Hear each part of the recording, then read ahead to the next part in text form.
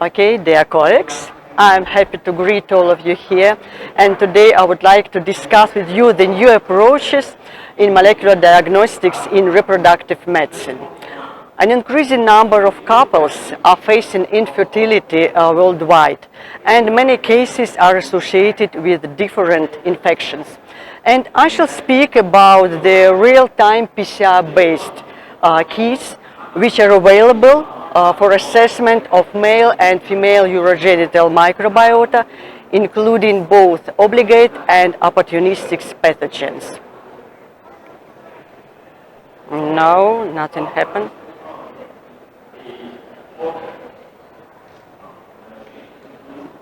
Okay, so sexually transmitted pathogens like chlamydia, Neisseria gonorrhea, Mycoplasma genitalium, and Trichomonas vaginalis could cause the disease both in male and female patients. And the chronic and asymptomatic infection is impossible to diagnose without laboratory tests. And qualitative PCR test is the most sensible, specific and recommended method of laboratory diagnostic. But the problem is when no single pathogen responsible for infection is detected. And then there is no main one when we are dealing with different dysbiotic conditions, because we deal with the complex microbial community. When a group of microorganisms is responsible for a pathology. Bacterial vaginosis or aerobic vaginitis are the examples. And qualitative PCR wouldn't help us in this case, and we need quantitative real-time PCR-based kits. Let's start with assessment of female genital microbiota, which is primarily presented in vagina. In healthy women, vaginal microbiota protects the uterine cavity as well as the fetus during the pregnancy by preventing the penetration of infectious agents. Also, it plays a significant role in the formation of the child's microbiome. Our ideas about vaginal Sorry, I have to come back. Yes, this is fine. Yes, okay.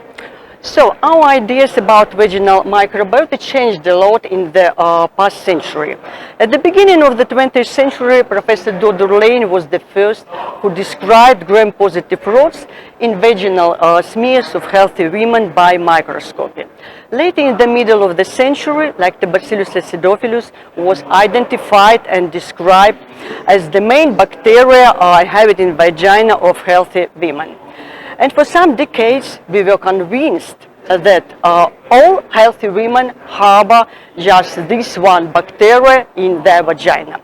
And only the implementation of molecular-based methods changed our ideas about a dozen different lactobacilli who were identified in women of different ethnic groups.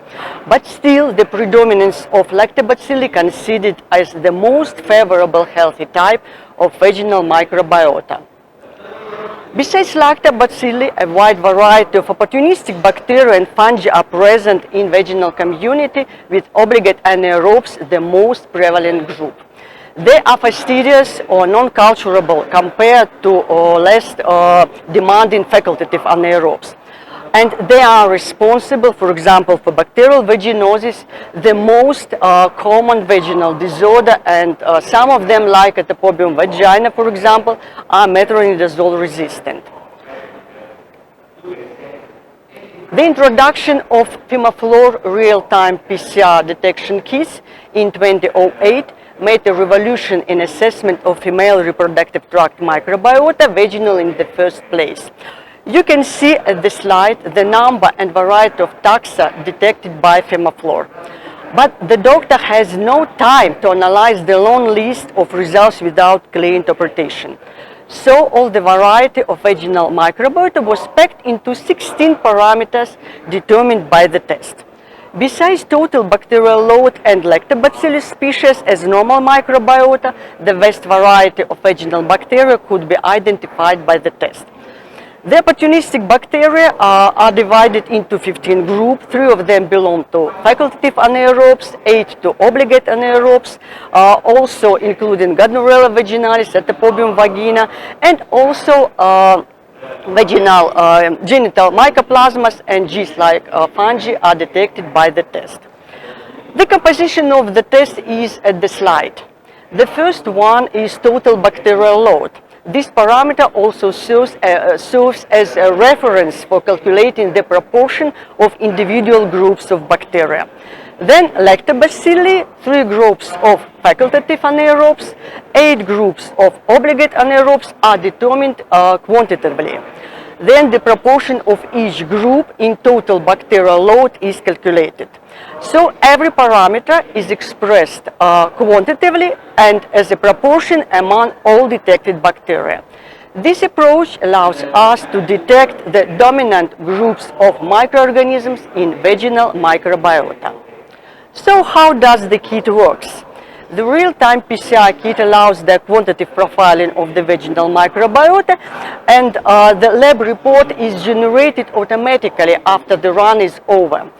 The run special software will be used, and the algorithm takes into account the main characteristics of vaginal microbiota, like the proportion of lactobacilli. And when it exceeds 80%, we are speaking about normal state of vaginal microbiota for a reproductive age women. But of course, when the proportion of lactobacilli is decreased, the proportion of opportunistic bacteria take their place, and we define this type of microbiota as dysbiotic. Moderate or severe dysbiosis could be distinguished depending on the proportion of lactobacilli and opportunistic microbiota.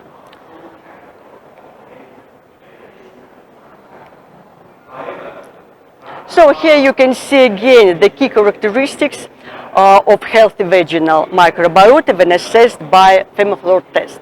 Lactobacilli proportion must be more than 80% of total bacterial load. The proportion of opportunistic bacteria less than 20%, and genital mycoplasmas and yeast-like fungi are detected in quantities less than 4 to 10 genome equivalents per milliliter.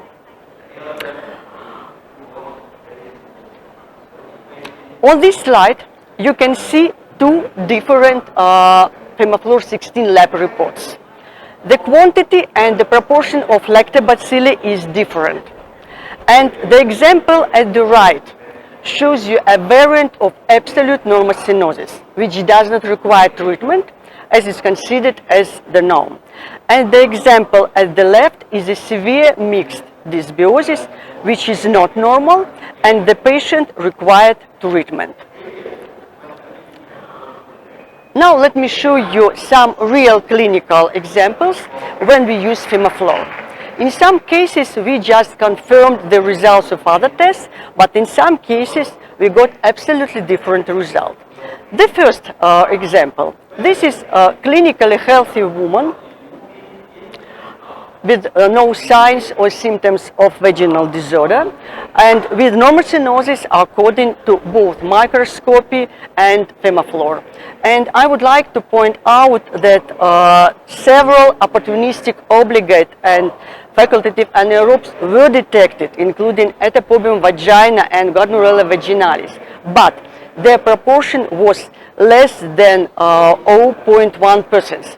And in this case, if we used qualitative analysis, we could detect these bacteria, but we are not sure what to do with the patient. But of course, the patient does not need any treatment in this case. Now, this patient is with the microscopy signs of non-specific vaginitis, because the white blood cells counts are high, and the ratio of white blood cells to epithelial cells is above 5. But microbiota is presented by gram-positive lactobacilli-like rods. FEMAFLOR detected high quantities of ureaplasma, which is the most probable cause of vaginitis in this patient. This state of vaginal microbiota meets the criteria of conditional normocenosis. The difficulties occur when you will try to diagnose this patient who has the so-called intermediate smear type. No white blood cells with mixed microbiota detected. This patient had complaints for vaginal discharge and she planned artificial abortion. And please look at the results of the FEMAFLOR test. Her vaginal microbiota met the criteria of moderate dysbiosis associated with ectopic vagina and ureaplasma. And without any treatment, this patient is at risk for development of post-abortion complications like endometritis, for example. Here are two more examples of patients with Streptococcus species detected by cultures. But the first one really had severe aerobic dysbiosis, and the other had moderate anaerobic dysbiosis. So the treatment can't be similar. It would not be effective. And finally, I would like to point out that there are just 4 clinical presentations of vaginal dysbiosis. You can see them at this slide. But in most cases, you can't diagnose them using just microscopy or cultures. You need molecular-based methods, quantitative PCR, and test FEMAFLOR will help you to get clear understanding. Now let's speak about male urogenital tract microbiota. Non-gonococcal urethritis is the most common reason for seeking medical help in men. Non-gonococcal urethritis accounts for up to 96% of urethral symptoms, for example, in general practice clinic. In case chlamydia or gonococcus are absent, we speak about non-chlamydial, non-gonococcal urethritis. And the role of different opportunistic bacteria is discussed. The most common detected agents are different facultative anaerobes like Enterobacteriaceae, Staphylococcus, or genital mycoplasmas. But their role still is a matter of discussion. So the role of obligate anaerobes is not established yet. Different molecular-based techniques are used to study male genital tract microbiota, including 16 mRNA sequencing and polymerase chain reaction. And of course, the development and launch of the CE-IVD certified EndraFLOR kit designed for quantitative assessment of male urogenital tract microbiota opened new possibilities in this field.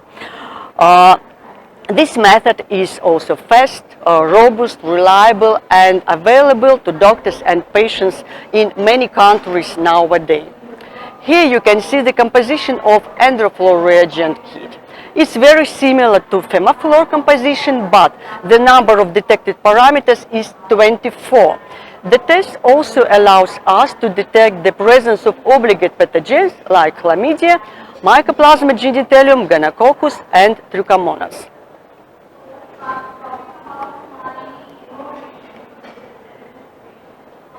On this slide, you can see an example of EndraFLOR test result form.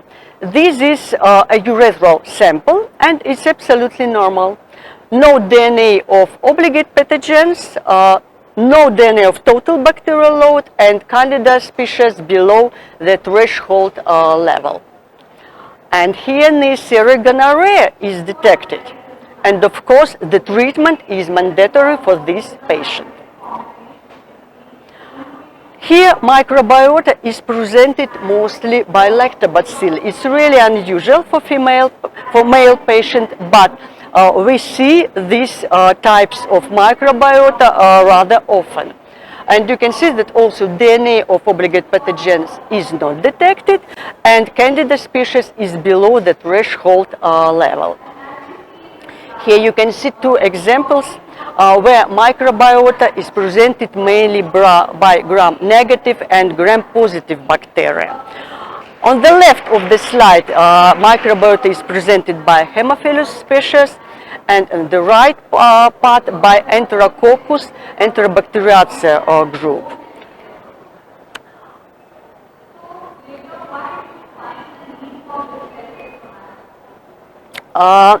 Next topic I would like to discuss is semen microbiota, because semen microbiota remains poorly understood and its impact on male infertility is not yet clear.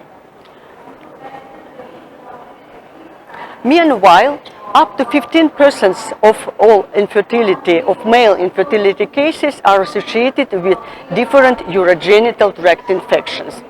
And one should keep in mind that these statistics are based on the results of cultures, which doesn't reflect the true picture. In half of the cases, the cause of male infertility stays unknown, which is not surprising given that the most of the significant urogenital bacteria are fastidious or difficult to culture.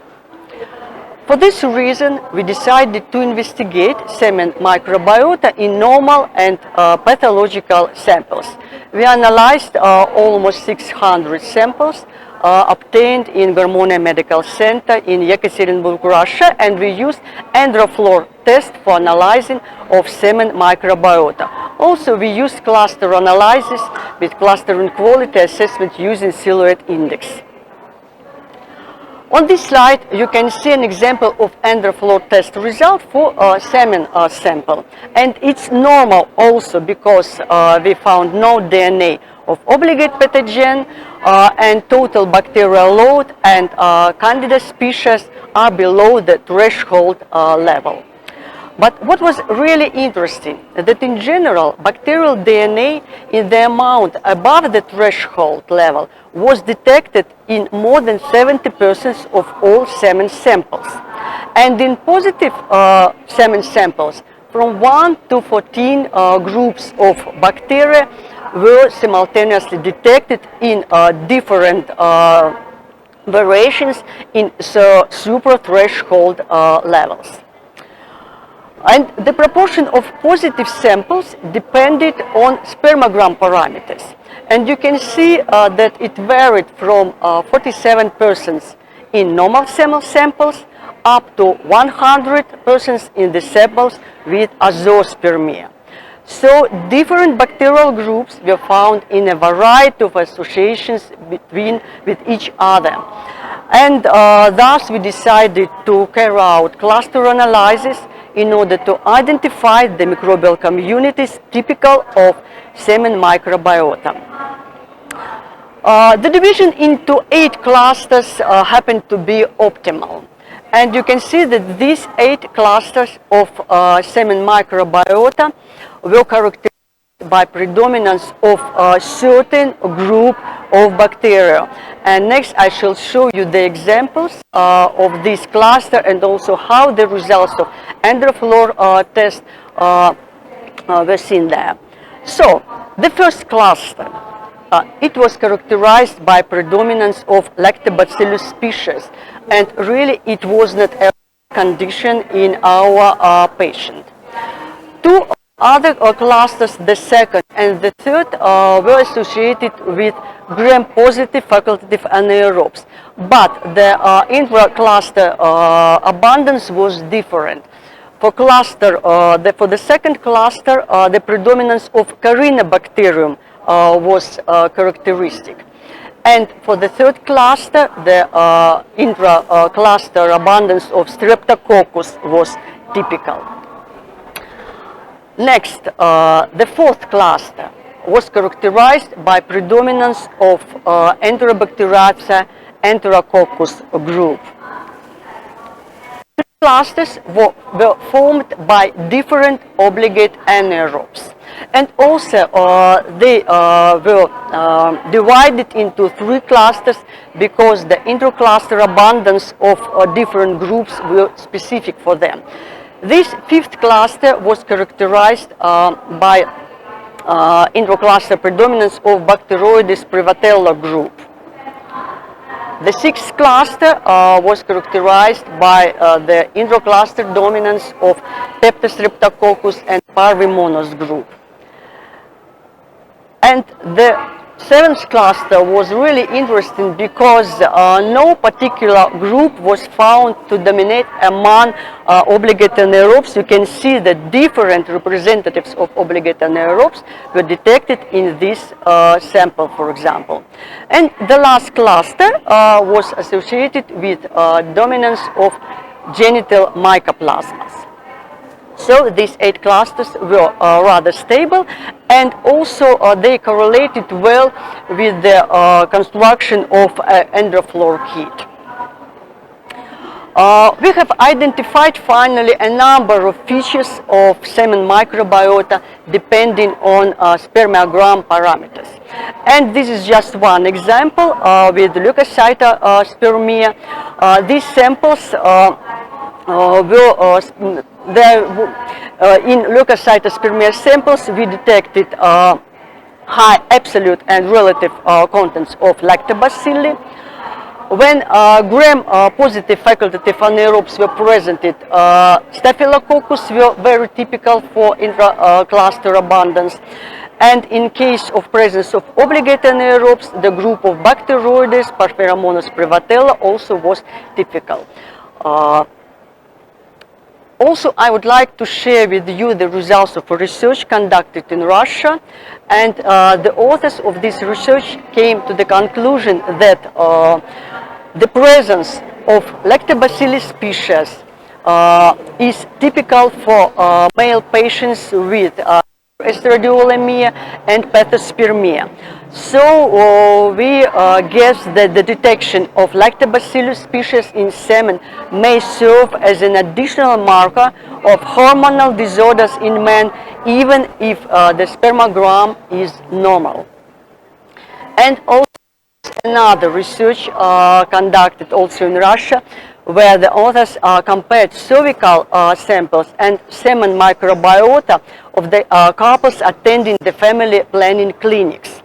And femofloor test was used for assessment of cervical samples and enderfloor for semen samples.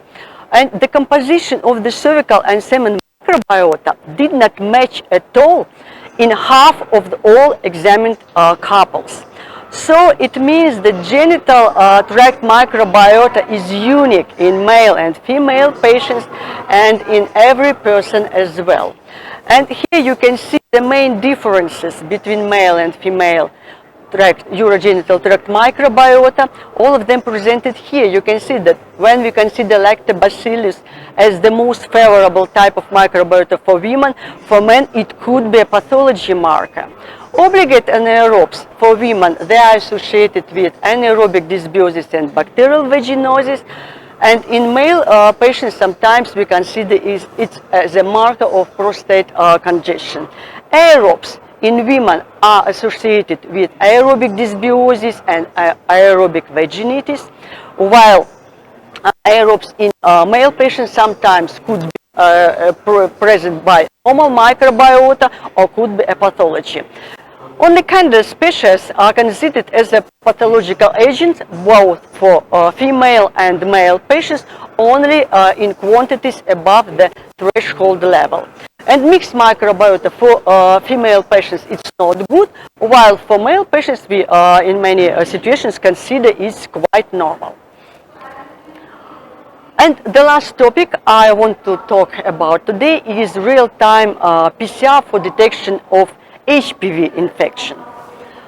Cervical cancer is the second most common cancer affecting women worldwide.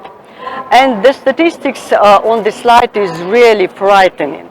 And the situation is especially poor in less developed regions, where more than 500,000 of new cases were recorded only in 2018. And more than 300,000 women died from cervical cancer only last year.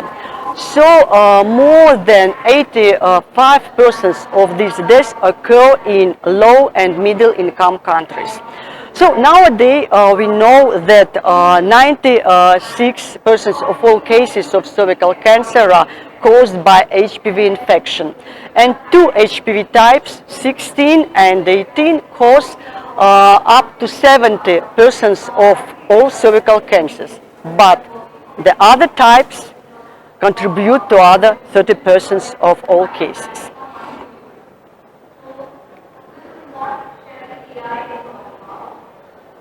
For many years, cytology was the only method of screening. But the implementation of molecular-based technique for detecting HPV DNA changed cervical cancer screening programs.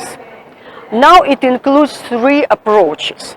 First is just HPV testing for high-risk HPV types in cervical cells. The second is PAP testing, cytology, and the third is co-testing when we use PAP test and HPV test. A number of randomized clinical trials have shown that HPV screening is more sensitive than cytological screening.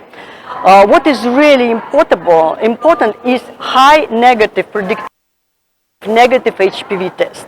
It means that we can be sure that when a woman with negative HPV test would not develop SIN3 or invasive cancer in the next 5 or 10 years.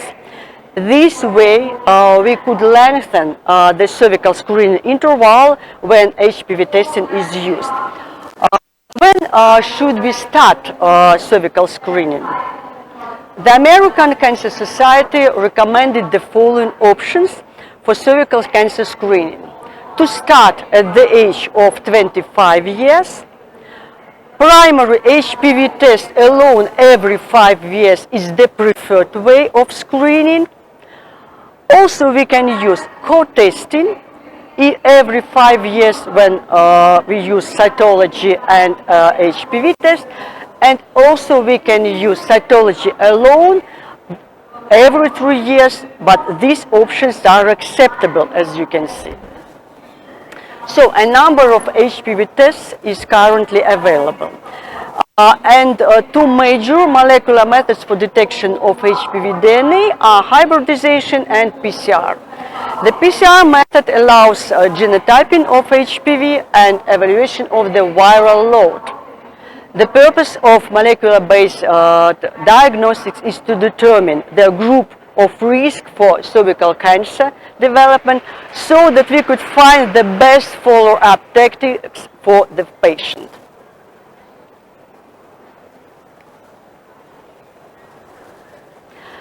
The incidence of different types of HPV varies a lot depending on the region.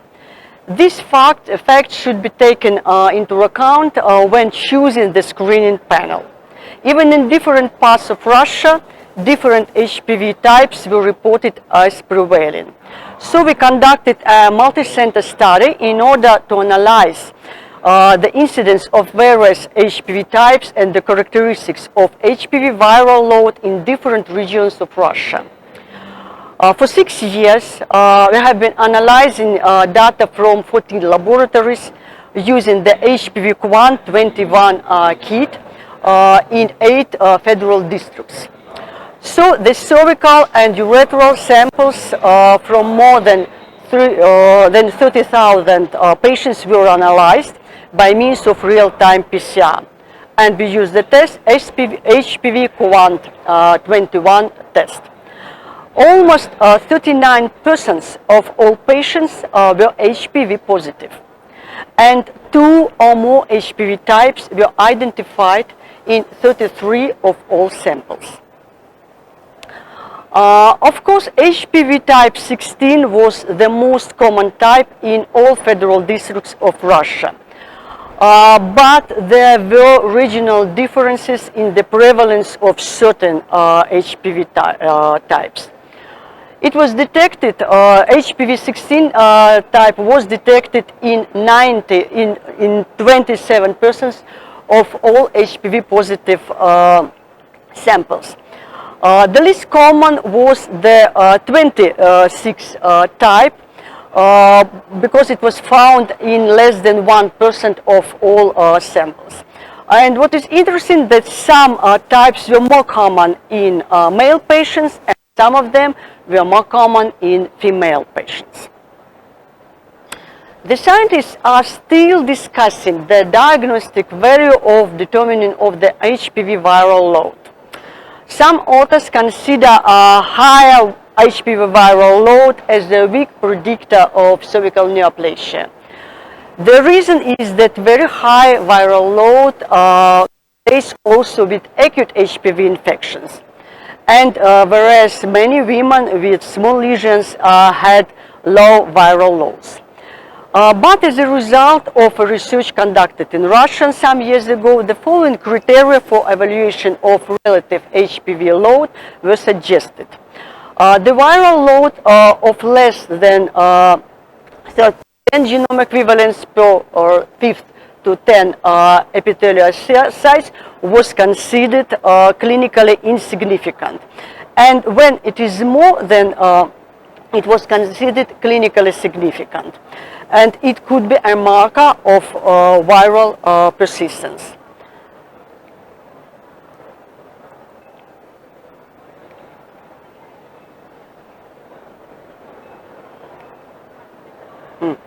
No, the previous. Yes. So here you can see an example of lab report of HPV Quant 21 test for 21 HPV genotypes. The third column demonstrates the absolute viral load, which could vary depending on the quantity of epithelial cells in the sample. And the second column demonstrates relative viral load, which is more accurate because the absolute viral load is reduced to the quantity of epithelial cells in the sample.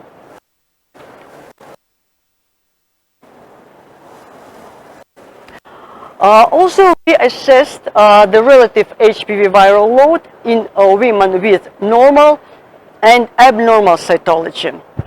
We found out that the higher viral load was detected in patients with low-grade and high-grade dysplasia.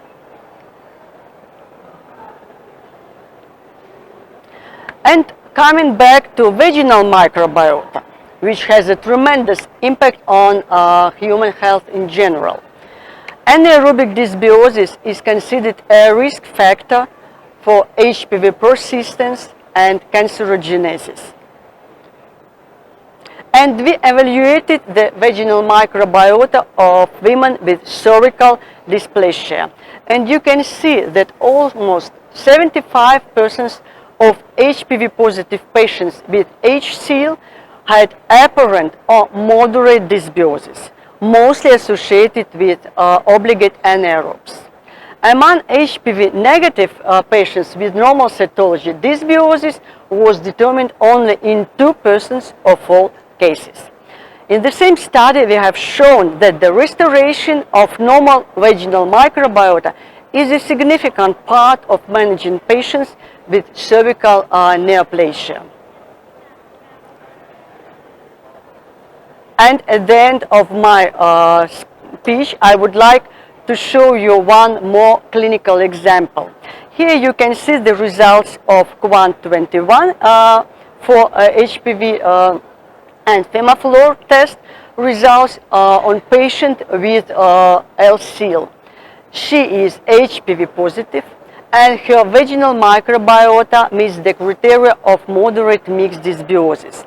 And of course, we can suggest treatment of vaginal dysbiosis for this patient. So thank you for your attention and you're welcome for your questions. So you can hear. Okay, so. Yeah, you can get the questions. Yeah, so. So any questions for? Just a moment. Just Okay. so you can hear. Yes, I can hear. Oh no, I don't.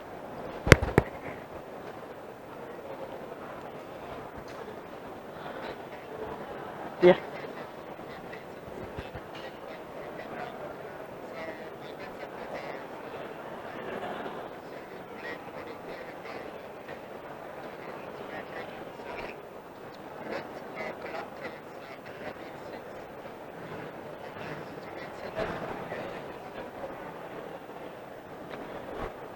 sorry, I really didn't understand the question. Just maybe you will explain it one more.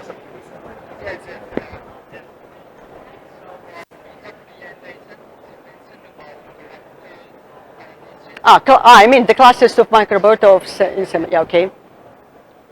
Oh, you mean you are interested in the mathematical approach we used? It was cluster analysis. Our specialists from Ural Federal University helped us, mathematicians, because really I can't perform this analysis myself. They were looking for some stable clusters which are typical for semen microbiota. And finally, using the silhouette index, it was the so-called K-skillet system. Well, maybe I'm not that good in mathematics, but anyway, they found out that these 8 clusters, they were really stable. And they are very similar to the groups detected by Androflora kit. I think it's quite understandable because the groups in Androflora kits, they are organized according to their physiological specifics, like aerobes, anaerobes, mycoplasmas, and so on. But sometimes even among facultative anaerobes or obligate anaerobes, some specific group of bacteria was abundant, and it was really stable. And we see a lot of patients with this type of microbiota. And also we have conducted some research concerning the impact of semen microbiota on the results of precisely of IVF embryology stage, and it was also really important. But well, I just had no time to speak about it today. Maybe next time. Did I answer you? Yeah, thank you.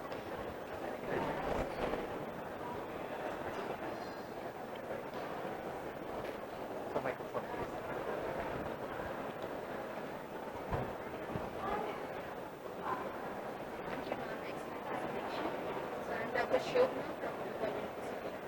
So my question is, so the MFO will also suggest antibiotics that are suitable for those microbes, because usually if we take a urinary testing for a urinary examination, they propose antibiotics also, susceptible antibiotics.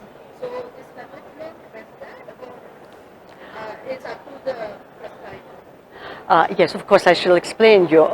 Besides, there are a lot of promotional materials for you, and also there is a book concerning the correction of vaginal dysbiota according to the results of hemofluor test. Of course, when you will get the result, you will get the lab result, like for example, severe dysbiosis. Severe dysbiosis is the microbiological basis for bacterial vaginosis, and of course, you have to treat the patient.